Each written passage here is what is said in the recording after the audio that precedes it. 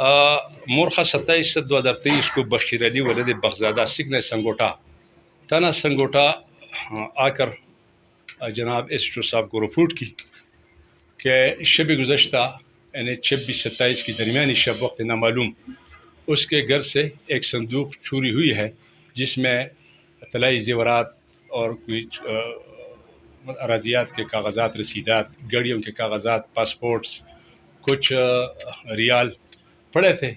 کسی نے ملزمان نے چوری کر کے لے گئے ہیں.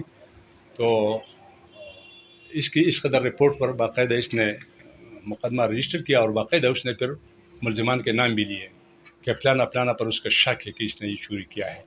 تو جناب ناصر محمود ستی صاحب RPO ملاکنڈ اور جناب شفیع اللہ خان DPO صاحب ضلع سوات نے پوری طور ایکشن لیتے ہوئے میری نگرانی میں عطا اللہ خان SDPO سرکل سیدو، اعجاز خان SHO تانا سنگوٹا، فضل کریم خان OAI تانا سنگوٹا، مشتاق خان ASI تفتیشی آفیسر تانا سنگوٹا کی زیر نگرانی ایک ٹیم منتخب کی، اور مطلب پوری طور پولیس نے جو ٹیم منتخب کی تفتیش کے لیے، اس نے نہایت برگبینی سے دن رات محنت کر کے پوری طور ملزمان کو بھی اریسٹ کیا. 3 ملزمان کو اریسٹ کیا، زاہد حسین، محمد حسین، شاہ حسین، جبکہ اختر حسین عدم گرفتار ہے.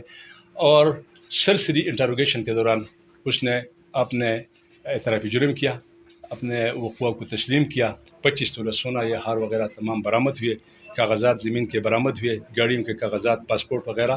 تو اس کو بھی انٹروگیٹ کریں گے، اور جو عدم گرفتار ملزم ہے اس کو بھی انٹروگیٹ کریں گے. تو انشاءاللہ باقی جو تھوڑا بہت رہتا ہے انشاءاللہ ہاں، یہ اصل میں یہ رشتہ دار ہے. اس گھر میں جو ایک عورت ہے جو مدعی مقدمہ کی بائی بھی ہے، یہ ان کی بائی ہے. یہ تمام چاروں کے چاروں ملزمان ان کی بائی ہے. تو شاید اس کے گھر کا آنا جانا تھا، ان کو علم تھا کہ یہ جو جس صندوق میں یہ سونا یہ زیورات پڑے یہ کہاں پہ پڑا ہے. تو یہ ملزم نے، اس کو پتہ تھا اس کے اٹھنے بیٹھنے کا، سونے کا ٹائم کا اس کے پتہ، اس نے فائدہ اٹھایا ہے. شاید اس نے رکی کی ہوگی باقاعدہ کہ کس دن تو 26 اور 27 کی درمیانی شب وہ گھر کے اندر داخل ہوا ہے آرام سے، اور اس کو علم تھا کہ رفلانہ کمرے میں یہ جو زیورات کی صندوق ہے ادھر پڑا ہے. تو اس نے صندوق اٹھا کے آرام سے اور مین گیٹ سے باہر نکلا ہے.